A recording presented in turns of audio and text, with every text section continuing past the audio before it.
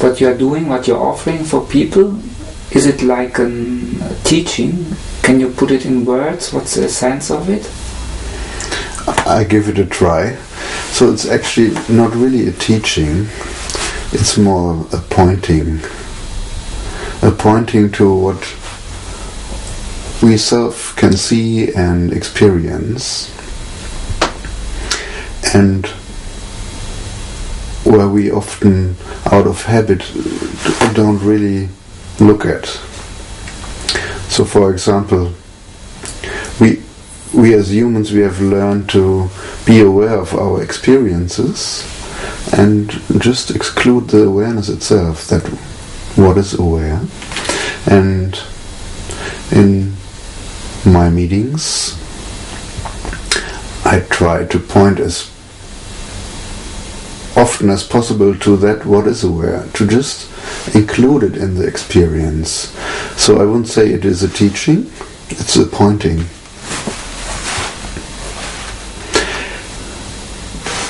Yes.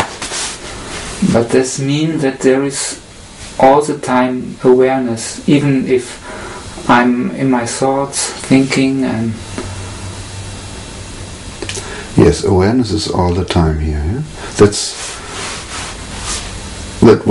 what you can notice right now. Yeah? And I would say awareness is a name which can confuse our mind. So I would say that what is aware now of this talking here is here right now. Yeah? You can't deny it. And just to look how actually is that what is aware. To bring the attention there. Just to bring the attention there, that awareness, or that what is aware, yourself, is always here. To do this, I have to focus on that. Is it like a focusing?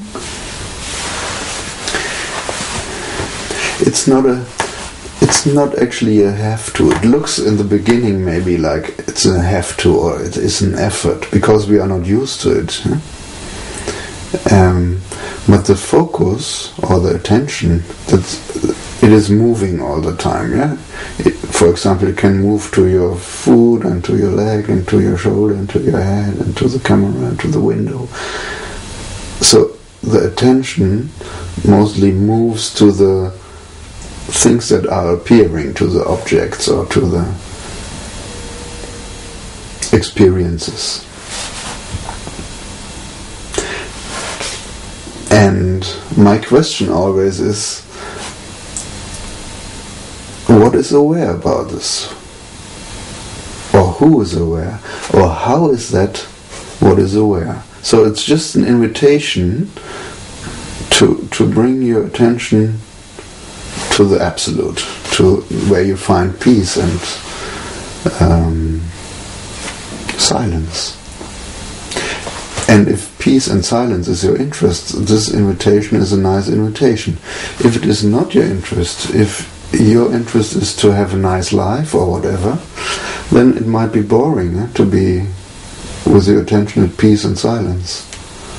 So it depends what the people that come to me really want.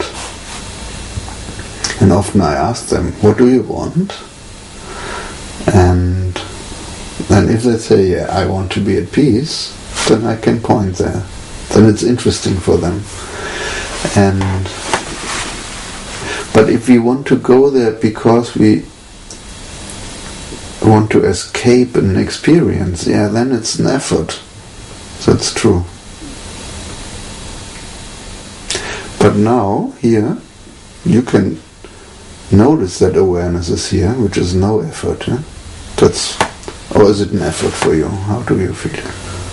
No, it's not an effort. Yeah? So it's just pointing to the obvious. But we often exclude that. Yeah? Then where we have our problems in life is when we repeat the past. And somehow in this way we exclude awareness itself. And we try to change the past, and that's a difficulty. That's not possible. So this awareness is only possible to feel in the moment. You can't even feel it. But it can come to it can come to your awareness, that there is consciousness or awareness, and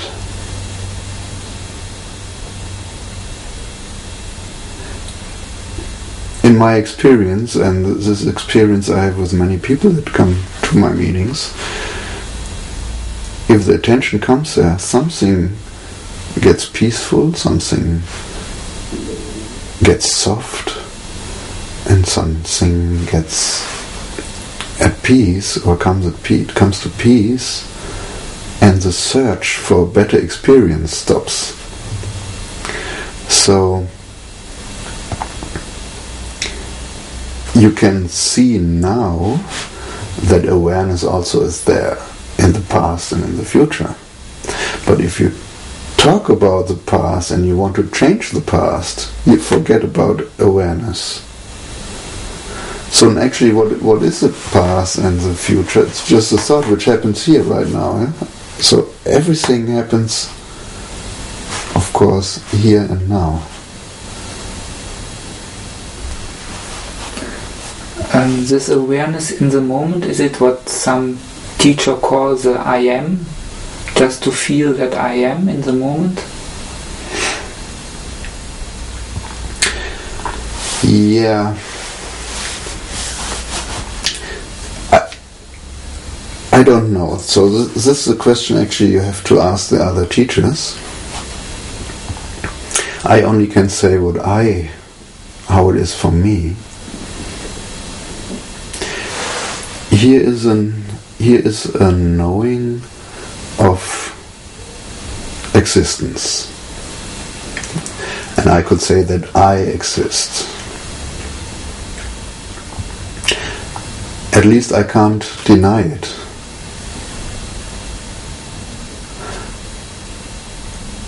So when I'm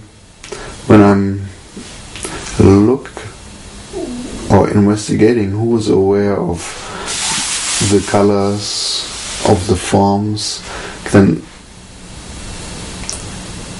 the answer is I am aware of it. So I am. This is the I amness. Awareness itself, or consciousness itself, is somehow separate from it. It has nothing to do with movements. And in the absolute, that's what I am. This consciousness which is untouched by every movement that is happening here. So then there is a relative thing.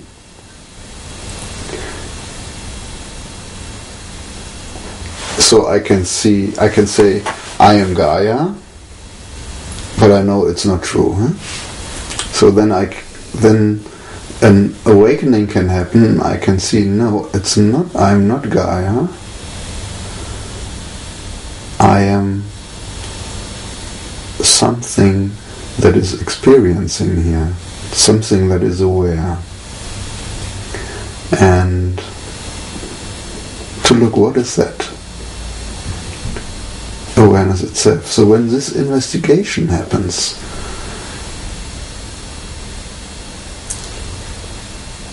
a beautiful peace is arising immediately, and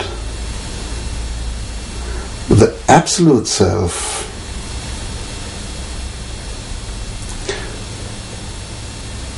I would say we as humans, or our souls or whatever, that is, they try all their lifetime to merge with the Absolute, to be the Absolute, to be without any separation. And if this happens, I would call this is enlightenment, and then there's no need actually to be here on earth to make experiences. When the people are coming to you, to your meeting, you see yourself playing a special role there, the role of a teacher, or how do you see what's happening there? Yeah, there is a role played. So I would say Gaia is somehow, the leader is a funny word, but yeah, I don't know how to really express it in English. The one who leads this workshop or this evening or the satsang.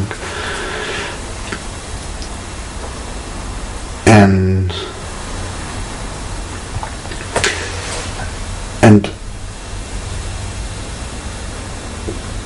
I'm just sharing what I know, what I found out in my search for enlightenment. And so people that come to me, they are also seeking enlightenment or peace, and have the feeling they need to do something. So so there is the role.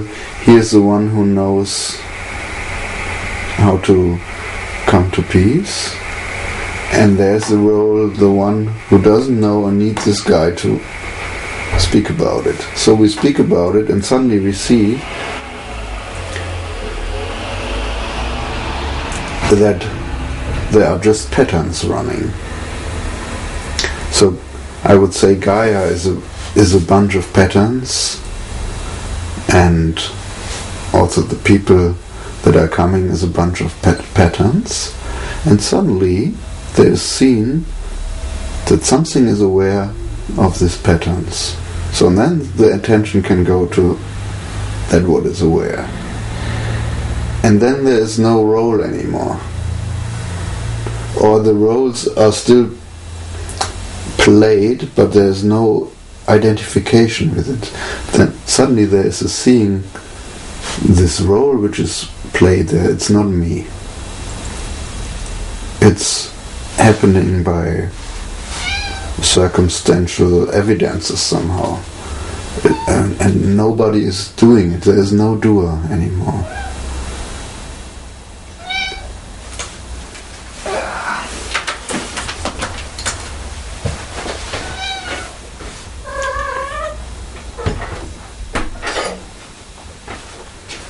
And you can say, actually, there will be, with luck, there will be seen that there never was a doer. And suddenly then a lot of heavy load can fall off. The load of guilt, or even the load of fear can fall off.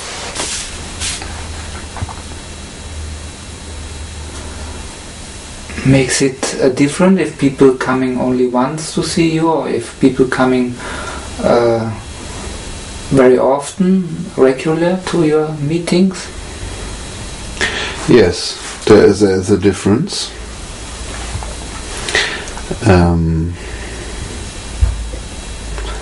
People that come more often and get used to my language, for them something transforms easier in their lives.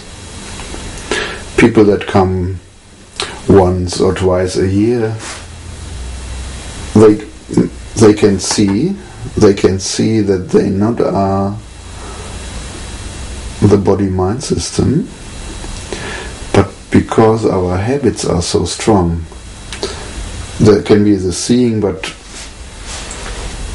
immediately it goes back to the habit, I am the doer, I have to do something, I am wrong, and so yeah, I see there is for people that come more often and meditate or investigate in this kind I'm inviting to, for them it's happening with deeper experience.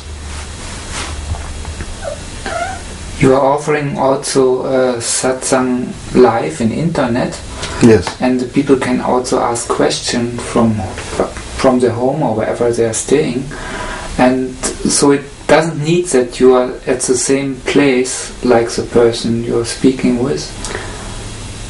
No, it's not possible. For example, yesterday I got a telephone call from the USA, and we just spoke maybe about 5 minutes, and suddenly this lady was at peace again and could relax again, and said, thank you, now I know what I know again, but my attention was just gone.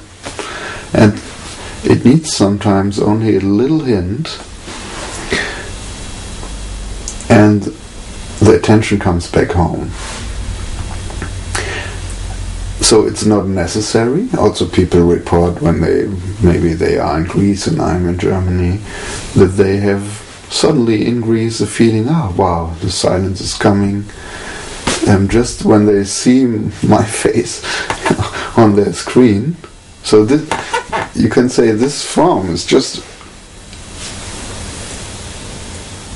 a reminder. And it has nothing to do with this form. Yeah? So Gaia doesn't have any special powers or whatever. But people have the interest, and they come to Gaia, and suddenly Gaia is, for them, like a reference point to bring the attention back home. For some people it might be different. Me, for example, or my person, for example, I like to be very close to my Guru, because in his aura, or when our nervous system connected close by, for me it was much better, for my person. But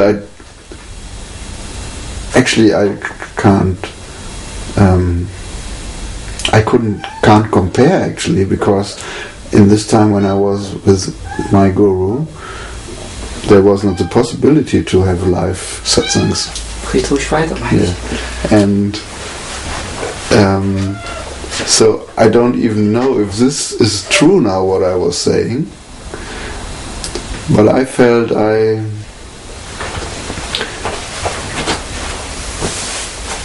or this system prefer to be close to the other nervous system to have the quick download.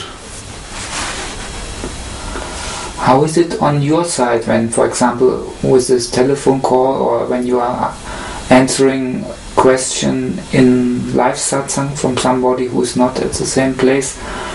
Do you speak then out of the blue, or you feel a connection with the person? How you feel inside when you're doing like this?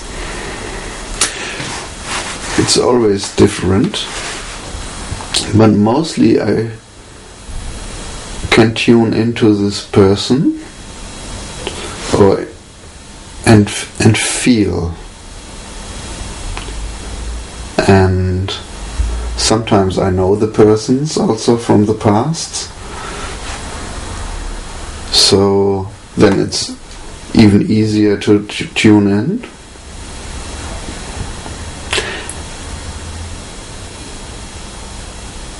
And sometimes I also can see the questions are just, there is not the sincere interest behind it, so sometimes I can feel that. And then the conversation is, mostly I keep it short, because it's just stays on an intellectual level, and it's not so interesting for everybody who is with it. So, but if I feel so there is a really investigation now happening on the other side of the camera, then it's wonderful. Then we can go very deep also, even if we are thousands of miles separate from each other. Because our nervous systems actually are never separate. Our nervous system is connected with all the entire universe. So, but often people, for example, in the internet, it happens sometimes because they can show up without that people know who's showing up. They can be anonym somehow. I don't know if it's the right word. And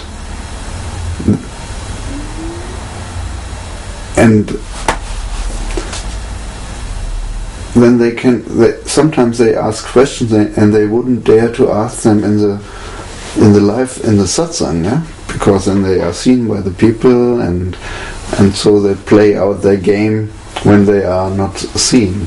So sometimes I can feel that very quick, and if I see there is no sincerity behind the question, I stop it very quickly.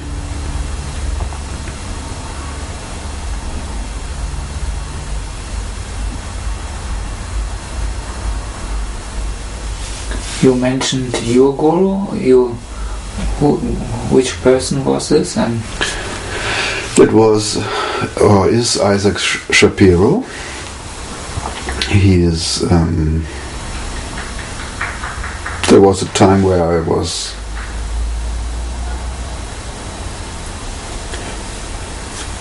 looking for enlightenment, because my life actually was fantastic.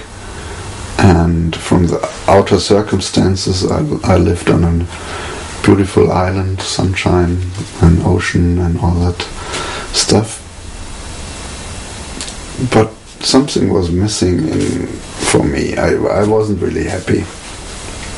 Even if I thought I should be happier from all the circumstances. And then people told me, what you are looking for is enlightenment.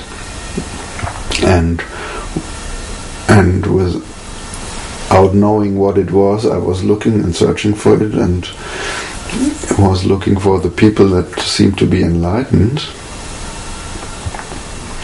And one of these persons also was Isaac. And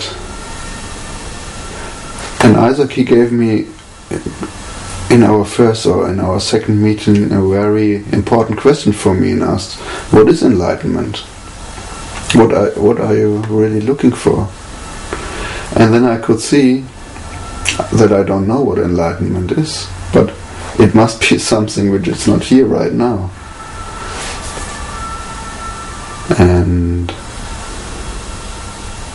And he said, but how can you find enlightenment if you don't know what it is?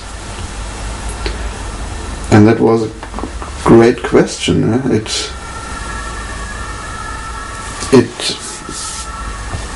brought me there to look, what do I really want? What is it what I want? Because enlightenment was so, I didn't know what it was. So actually then I could see what I want is peace. And later then I could tell him what I want. And then he could point my attention there. And I could see, wow, that's here already. That's me. And the other teachers I met before, the other enlightened ones, couldn't point that out for me. They looked like as if I can find peace only through strong effort and somewhere in the future, and that wasn't attractive for me. So, but what I can see now and today is that it wasn't Isaac actually. Isaac asked that question. I could hear the question, I could take it in and meditate with it, and it was not Isaac's grace, and not my grace, it was grace itself, that the question could be really heard and some investigation was happening. So I'm very grateful to Isaac that he gave this question to me, and which started an investigation which didn't stop until now. So it is still going on. And so I would say that what a guru should do to bring your attention there where you can see the light or where you can be happy, and to do it now. Must the time be right to find a guru or to be found by a guru? It looks like that, yeah. It looks like that. Because I see also many people that have been with Isaac before I met him the first time.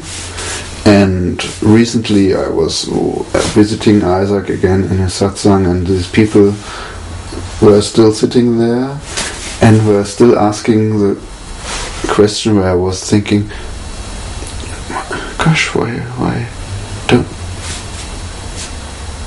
don't they listen to what Isaac is pointing to? Huh?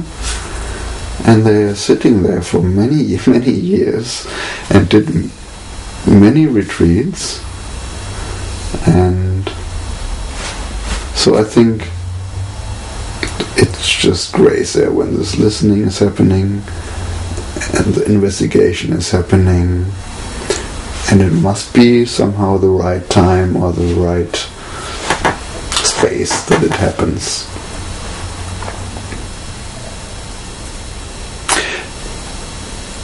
There might be different gurus, but for the kind how, for example, Isaac is working and me, or I am working, I just can find if there is the grace that supports what wants to be seen. There might be gurus or teachers that have certain powers and can also, without, if it is the right time and the right moment, through their power give you some information. But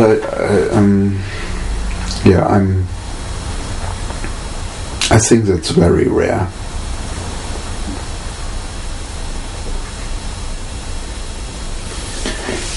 You travel a lot.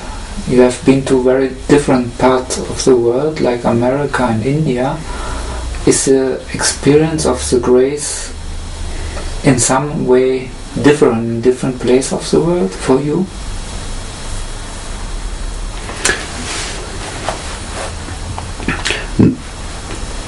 Grace is everywhere the same. Awareness is everywhere the same. It doesn't matter if we are in India or in USA or even in Germany. So what I see that different society patterns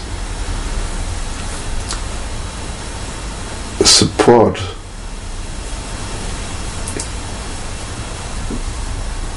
or can support more that interests, and other society patterns less. So in India, for example, it is very easy already with the society patterns to just be. In Germany, for example, it's not so easy from the society pattern to just be. We Germans are trained to become something, to become very good. And in India, through the whole society there, it's much easier to be, because there are so many people that are just sitting there and meditating. They are not in Germany, for example. These people are somehow pushed out of the society a bit. They are the losers somehow, and in India they are the winners. They are the great ones. They get acknowledgement, and so that the Indian mentality allows you much more to just be and investigate. And in Germany often it's not so much used to just be and investigate. We often, as Germans, we have to reach perfection. And in America, in the USA? In America, I've seen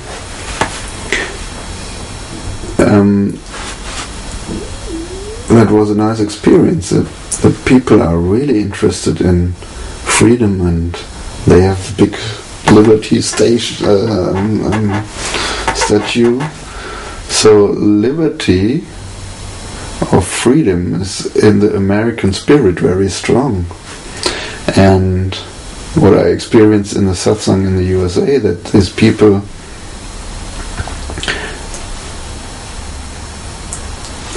came with their attention very quick to the essence, and they don't have to deal so much with guilt and stuff, even if they could feel guilty of killing the Indians and all that stuff. But here the guilt from the Second World War in Germany is very strong, still very present, and in America it isn't like that. So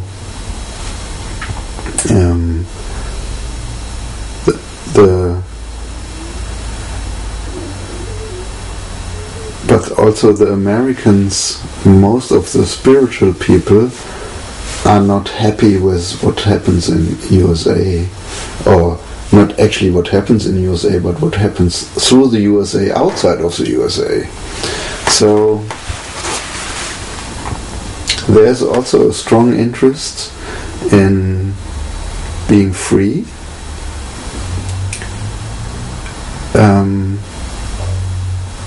And you can see the most famous satsang teachers come from USA, like Gangaji or Eckhart Tolle. I mean, he was born in Germany, but he grew up in the USA or Canada. Brandon Bass, Byron Katie, Samapan is American. Isaac has an American background, but the people that attract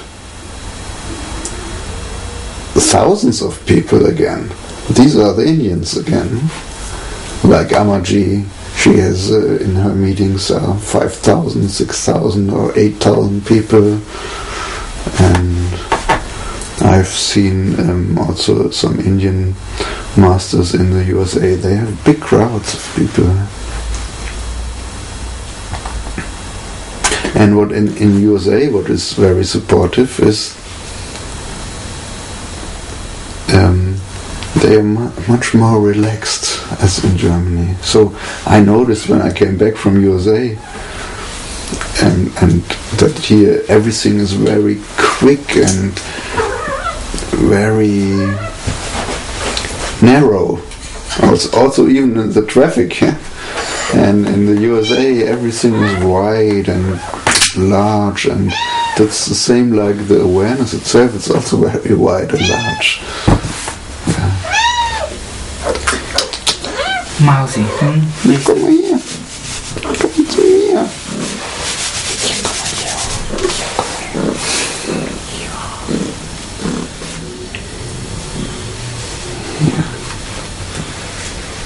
Oh, heute muss ich.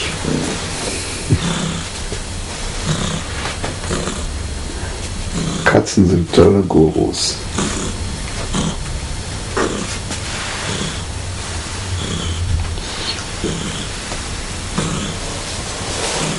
Danke. Darshan von der Katze gekriegt.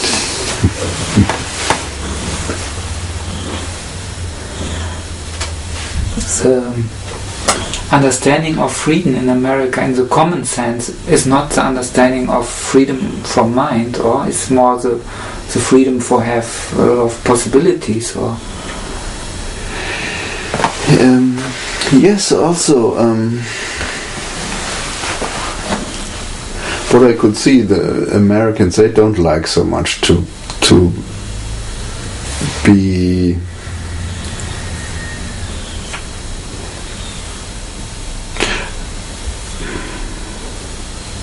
guided by the government. So here in Germany we give a lot of responsibility to the government, and they should say how it should work here.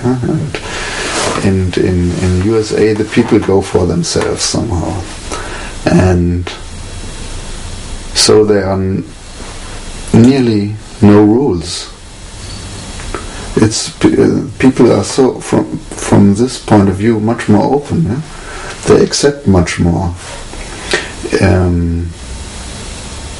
So many different cultures are living together in the USA, and they are very open and accept a lot. At least the people I met, and maybe it's in the cities. I don't know the countryside so much. Maybe there it's much more close, and I guess there also are the people that voted for George Bush, because I met many people in USA, but I didn't meet only one person that was voting for George Bush, and I was thinking, who's voting for this guy? So